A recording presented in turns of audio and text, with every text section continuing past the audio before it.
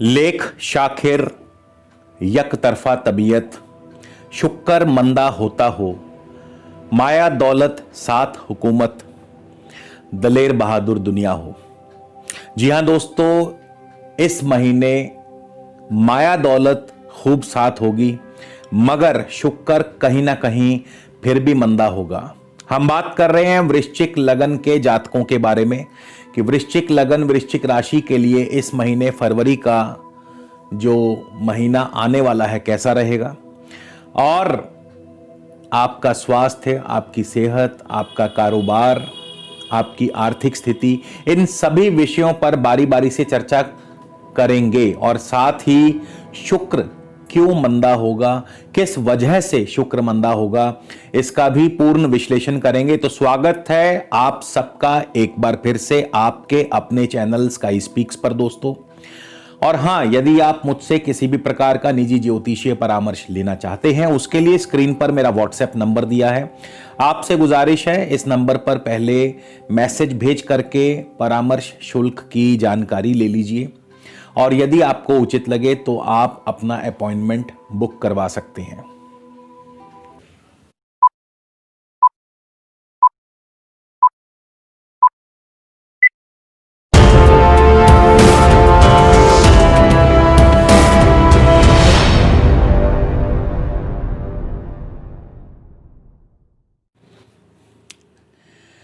तो चलिए आगे बढ़ते हैं। वृश्चिक लगन के जातकों के लिए सबसे पहले जान लेते हैं आपकी ग्रहचाल के बारे में। इस महीने केतु आपके लगन भाव में ही है, वृश्चिक राशि में अभी रहेंगे, और बृहस्पति शनि मकर राशि यानी तृतीय भाव में संचार कर रहे हैं। तृतीय भाव में अभी इनका युति योग बना हुआ है, साथ ही इनके सूर्य और शुक्र भी हैं। सूर्य 12 फरवरी को, शुक्र 22 फरवरी को मकर से कुंभ में प्रवेश कर जाएंगे। वहीं बुध जो है वक्र अवस्था में 4 फरवरी को वापस मकर राशि में प्रवेश करेंगे। और मंगल आपके लग्नेश जो हैं छठे भाव में है, मंगल अपनी स्वराशि में है, मेष राशि में। मंगल भी 22 फरवरी को वृषभ राशि में प्रवेश कर जाएंगे राहु के साथ। मंगल और राहु का यह योग जो है अंगारक योग बनाएगा, वो भी सप्तम भाव में।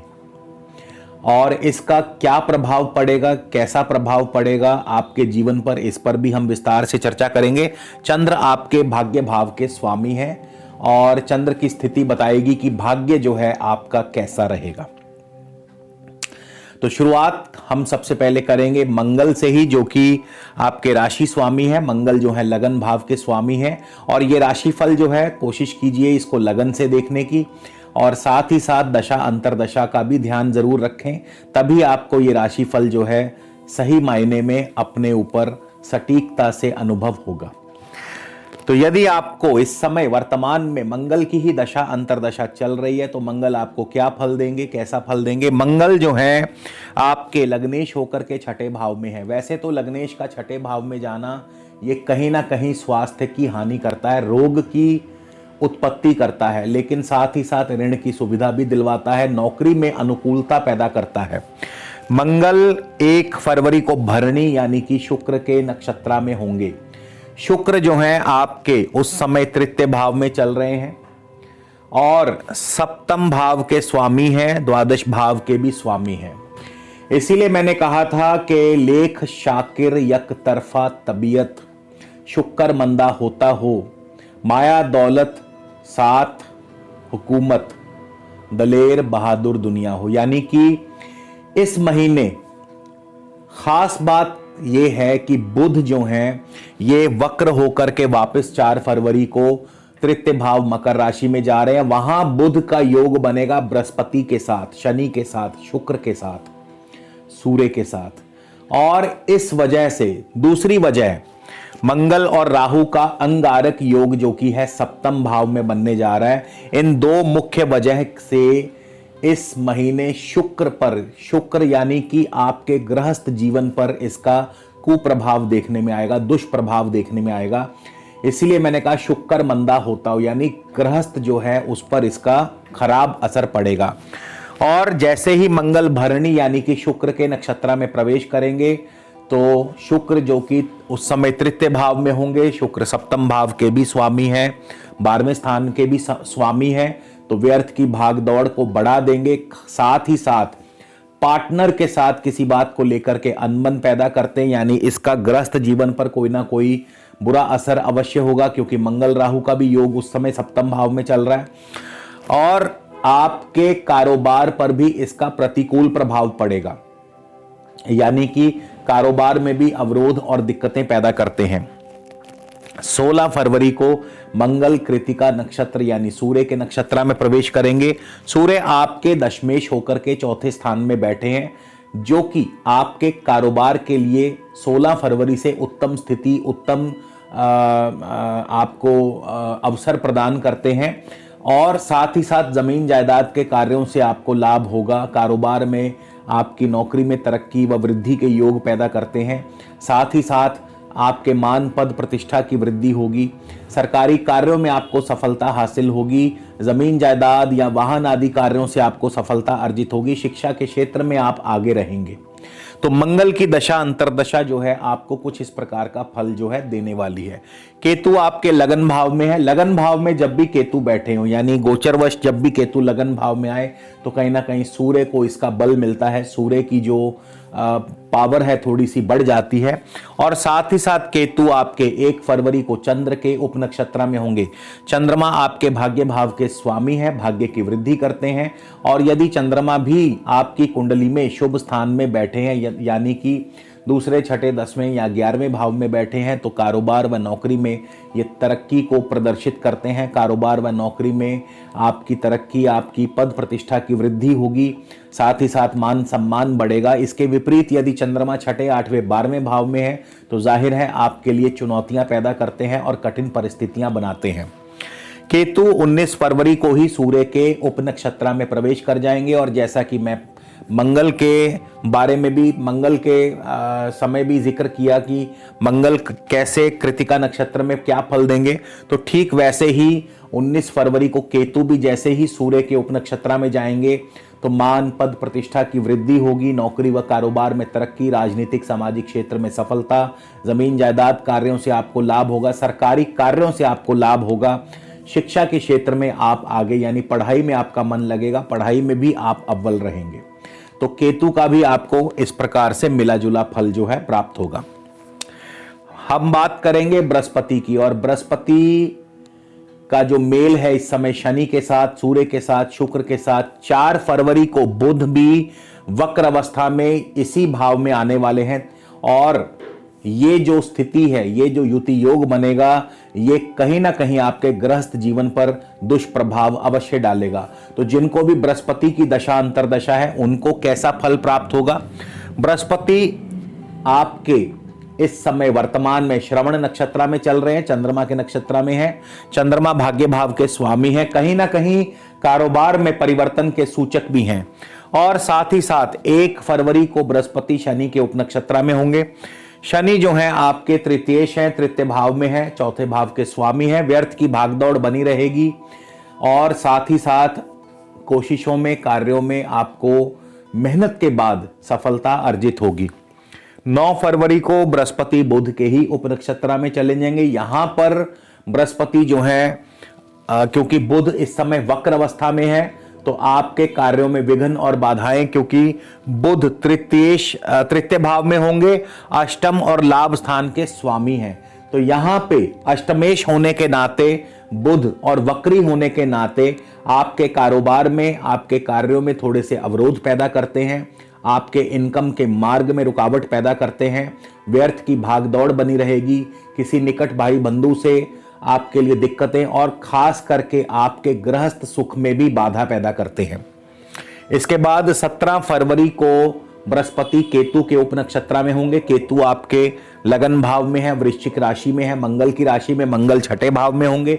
1 और 6 का ये कॉम्बिनेशन जो है आपके स्वास्थ्य पर प्रतिकूल प्रभाव, यानी स्वास्थ्य का आपको ध्यान रखना होगा। लेकिन नौकरी में आपके लिए अनुकूलता पैदा करते हैं। नौकरी में तरक्की, बॉस प्रसन्न रहेंगे, समय पर आपके कार्य संपन्न होंगे।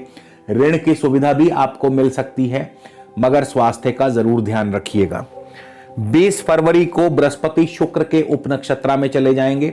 अब शुक्र जो हैं आपके सप्तमेश हैं और द्वादशेश भी हैं। शुक्र आपके चौथे भाव में आ चुके होंगे तब तक, और शुक्र की राशि में मंगल और राहु का अंगारक योग भी बनने वाला है। तो ये कहीं ना कहीं आपके गृहस्थ जीवन पर, साथ ही साथ आपके कारोबार पर भी इसका प्रतिकूल प्रभाव पड़ता है। द्वादशेश भी हैं शुक्र, खर्चों को बढ़ा देते हैं, एकदम से खर्च बढ़ेंगे, आपको अपने खर्चों पर अंकुश भी लगाना होगा, और साथ ही साथ विदेशी व्यापार में भी थोड़े से अवरोध जरूर पैदा होंगे। शनि की बात कर ली जाए, शनि आपके तृतीय भाव के स्वामी है। शनि आपको कैसा फल देंगे, तो जिनको भी शनि की दशा अंतरदशा है, ये फल आपके लिए। शनि भी इस समय श्रवण नक्षत्र यानी कि रोहिणी, माफ कीजिए, चंद्रमा के ही नक्षत्र से संचार कर रहे हैं। तो चंद्रमा आपके नवम भाव के स्वामी है, कारोबार में परिवर्तन। इसके अलावा शनि जो है 1 फरवरी को मंगल के उप नक्षत्र में प्रवेश कर जाएंगे। मंगल लग्नेश है, लग्नेश होकर के छठे भाव में बैठे हैं, और छठे भाव में मंगल आर्थिक स्थिति मजबूत करते हैं, ऋण की सुविधा उपलब्ध कराते हैं, साथ ही साथ नौकरी में आपको तरक्की या नौकरी में आपकी अनुकूलता, आपके लिए अनुकूलता पैदा करते हैं। नौकरी नहीं है तो नौकरी मिल जाएगी, और इसके अलावा खेल कूद प्रतियोगिताओं में भी आप विजयी होकर के लौटेंगे। 7 फरवरी को शनिदेव राहु के उप नक्षत्र में प्रवेश कर जाएंगे। राहु आपके सप्तम भाव में हैं।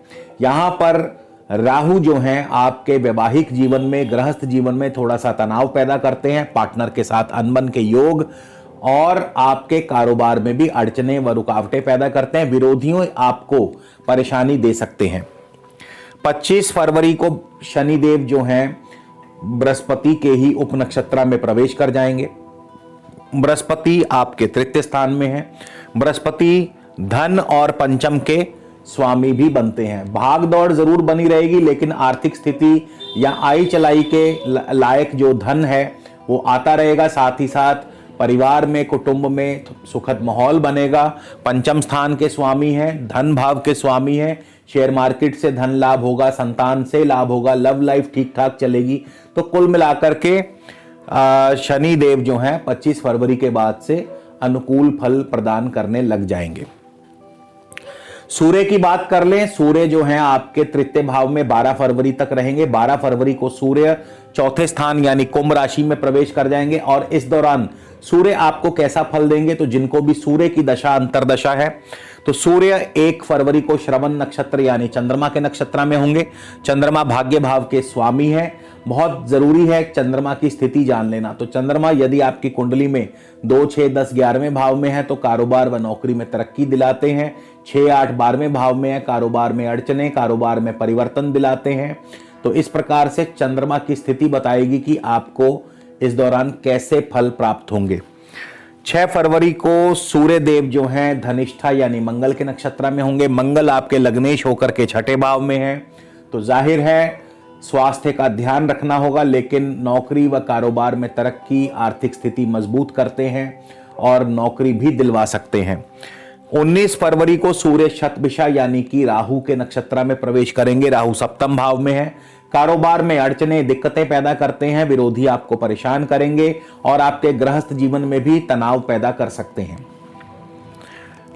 अब हम बुध की बात कर लें तो बुध जो है वो 30 जनवरी को ही वक्री हो जाएंगे। 4 फरवरी को बुध वक्र अवस्था में ही वापस मकर राशि में प्रवेश करेंगे। तो बुध इस दौरान कैसा फल देंगे? बुध 1 फरवरी को धनिष्ठा यानी मंगल के नक्षत्र में होंगे। 1 और 6 के मालिक मंगल छठे स्थान में है। नौकरी में ये स्थिति अनुकूल है, लेकिन स्वास्थ्य का ध्यान रखना होगा। नौकरी नहीं है तो नौकरी मिल जाएगी। कर्ज आप पर चढ़ सकता है। इसके बाद 10 तारीख को यानी 10 फरवरी को बुध श्रवण नक्षत्र यानी चंद्र के नक्षत्र में होंगे और चंद्रमा भाग्य भाव के स्वामी हैं। ईश्वर भक्ति, ईश्वर साधना में मन लगेगा, लेकिन साथ ही साथ कारोबार जो है वो धीमा चलेगा या कारोबार में परिवर्तन के भी संकेत बनते नजर आ रहे हैं। 21 को बुध मार्गी होंगे। उसके बाद जो बुध हैं अपना अलग से फल देंगे। शुक्र की बात करें तो यदि शुक्र आपके इस समय वर्तमान में यदि आपको शुक्र की दशा अंतरदशा है तो शुक्र 1 फरवरी को उत्तराषाढ़ा नक्षत्र यानी सूर्य के नक्षत्र में होंगे। सूर्य दशमेश होकर के उस समय तृतीय भाव में होंगे, यानी कि कोशिशों और कार्यों में आपको सफलता अर्जित होगी आपके प्रयत्नों से, आपकी मेहनत से, आपके पराक्रम से। कारोबार में भी उत्तम स्थिति बनी रहेगी, प्रमोशन भी बनी रहेगी, भाग दौड़ भी आपकी बनी रहेगी। मित्रों व भाई बंधुओं से भी आपका जो है सहयोग आपको मिलता रहेगा। 5 फरवरी को शुक्र भी श्रवण नक्षत्र में चले जाएंगे, जो कि चंद्रमा का नक्षत्र है, भाग्य भाव के स्वामी हैं। ईश्वर भक्ति में मन लगेगा, इंपोर्ट एक्सपोर्ट से लाभ होगा, लेकिन अन्य मामलों में कारोबार में परिवर्तन भी हो सकता है। 15 फरवरी को शुक्र धनिष्ठा यानी मंगल के नक्षत्र में होंगे। मंगल 1 और 6 के स्वामी है। जाहिर है 1 और 6 का जो प्रभाव है स्वास्थ्य की हानि करता है, लेकिन आर्थिक पक्ष को मजबूत करता है, नौकरी में भी अनुकूलता पैदा करता है। 26 को शुक्र शतभिषा नक्षत्र यानी राहु के नक्षत्र में होंगे। राहु आपके सप्तम भाव में है और तब तक मंगल भी सप्तम भाव में पहुंच चुके होंगे। तो यहां पे मंगल और राहु का जो अंगारक योग है, ये आपके गृहस्थ जीवन में तनाव पैदा करता है, पार्टनर के साथ मतभेद पैदा करता है, अनबन भी बना सकता है। तो आपको ये समय जो है थोड़ा सा ध्यान रखना होगा। अब हम राहु की ही बात कर लें कि राहु आपको कैसा फल देंगे। तो राहु आपके सप्तम भाव में है और बहुत जल्द 22 फरवरी को राहु मंगल का योग भी बनेगा, लेकिन उससे पहले राहु 1 फरवरी को सूर्य के ही उपनक्षत्र में होंगे। सूर्य दशमेश होकर के तृतीय भाव में है, यानी पराक्रम से, मेहनत से, कोशिशों से कार्यों में सफलता मिलेगी, नौकरी में मान पद प्रतिष्ठा की वृद्धि होगी, लेकिन वैवाहिक जीवन के लिए अभी ये तनाव पैदा करेंगे। 11 फरवरी को राहु जो है शुक्र के ही उपनक्षत्र में चले जाएंगे। तो शुक्र सप्तमेश हैं, शुक्र द्वादेश हैं और शुक्र जो है उस समय तृतीय या चतुर्थ भाव में चल रहे होंगे। तो ये स्थिति आपके लिए खर्चों को बढ़ाने वाली है, ये स्थिति आपके पारिवारिक जीवन में तनाव पैदा करने वाली है, क्योंकि तब तक मंगल का भी युति योग जो है 22 फरवरी को बन जाएगा। तो खास करके गृहस्थ सुख के लिए ये महीना जो है कुछ अड़चन वाला हो सकता है, कुछ तनाव वाला हो सकता है। चंद्रमा की बात करें, चंद्रमा आपके नवमेश हैं, भाग्य भाव के स्वामी हैं। यदि चंद्रमा की भूमिका की बात करें तो भाग्य भाव के स्वामी होने के नाते चंद्रमा कहीं ना कहीं भाग्य की वृद्धि करते हैं, लेकिन इसके लिए बहुत जरूरी है कि चंद्रमा स्वयं आपकी कुंडली में कहां बैठे हैं। तो यदि चंद्रमा आपके द्वितीय, छठे, 7वें, 10वें, 11वें भाव में बैठे हैं तो निसंदेह आपके कारोबार में, आपकी नौकरी में, आपकी तरक्की में सहयोग बढ़ाएंगे ही बढ़ाएंगे और साथ ही साथ आपके भाग्य की वृद्धि भी करेंगे। लेकिन इसके विपरीत यदि चंद्रमा आपकी कुंडली में छठे, 8वें या 12वें भाव में है तो फिर ये आपके लिए अनुकूल परिस्थितियां नहीं होंगी, यानी कि चंद्रमा आपके मार्ग में बार बार रुकावटें पैदा करेंगे। भले ही वो भाग्येश हैं, लेकिन उसके बावजूद चंद्रमा जो है आपके लिए अनुकूल फल नहीं दे पाएंगे।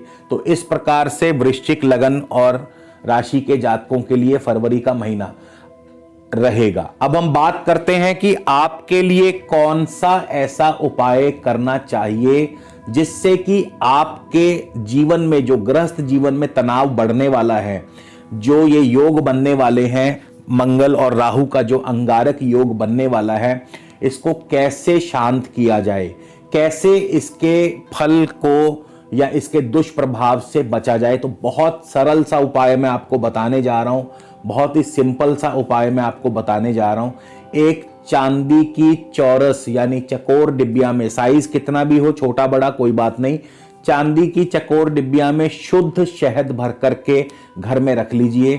तो आपके जीवन में किसी भी प्रकार का, खास करके आपके वैवाहिक जीवन में किसी भी प्रकार का कोई तनाव नहीं होगा। यदि होगा भी तो कुछ समय के लिए होगा और जल्द ही उस पर जो है आपका काबू आ जाएगा और जल्द ही वो तनाव जो है खत्म हो जाएगा। तो दोस्तों, आपको ये वीडियो कैसा लगा जरूर हमें कमेंट करके बताइएगा।